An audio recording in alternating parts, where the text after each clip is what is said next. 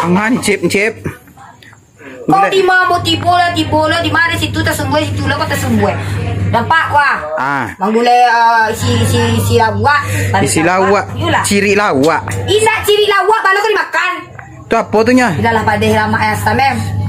Iyalah. Taruh talue lawak di sebuah kuah parik lawak. Kau ciri makanan khas apa kau disasak. Ciri tingginya apa garam. Kau rasa tadi kau. Coba lah. Angin ni cip. Capek cuy. Capek nak kamari cari aku. Kau kalau nak kaperai nak kacang ya. Lah masak nak mati api dulu. Mati api dulu ya. Mati dulu capek. Tak do boleh do. Makan le un. Jadi yang salah. Rata suara ramai kan? Alah. Ada tinggal mengacau me tadi gua nya. Saya lihat isi ya. Apa? Talu ikan. Itu hati lawak nampak tu ni cik. Hati lawak. Ikut talunya. Iko baru parui lauk. Tu yang panjang hijau apa tu ni cip? Itu iko. Ya. Itu sarai nak mau coba lah dan coba iko step dia. Kau masakannya kau diajarnya di nimai tadi kan? Gulai orang pesisir tu ya ni cip. Pesisir sasak bersama barat. Inilah. Padeh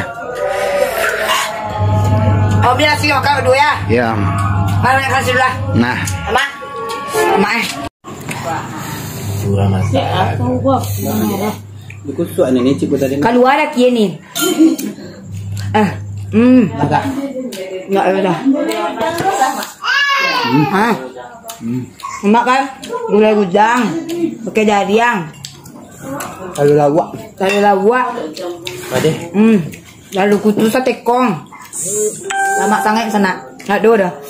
Khas koyo masakan orang pesisir sasak sama barat. Jadi ni cip singgah tempat ni cip ya. Kalau ke Balabu kan ni tidur kan. Mak.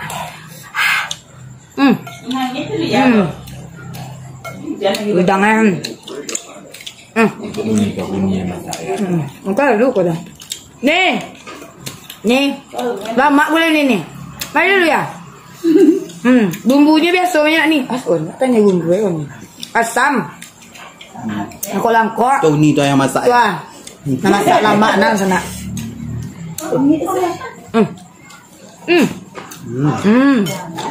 Tak do ya. Banyak tekong ke. Lawak ya udang ya kepala lawak apa sebelah yurun aku sama. Dia sesadu. Ini mana lama. Ai lalah. Tak do le sana. Dah lama nak kalau masakan ni. Pesisir pantai kena. Ada membeli nama dekor sana. Nama je. Bang tak pasal lo kalau. Mak gulai dah. Mak. Ni bungkus pulang ke ni ya. Tak bungkus pulang.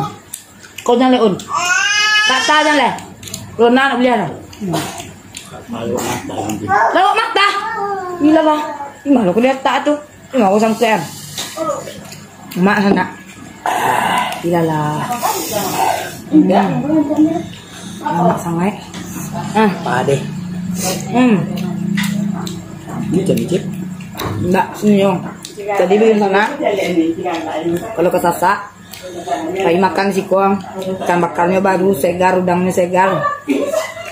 Isi paru lawak, tali lawak lah mak lah. Udangnya. Pada. Angin sana, enggak pakai baju ke lah. Enggak.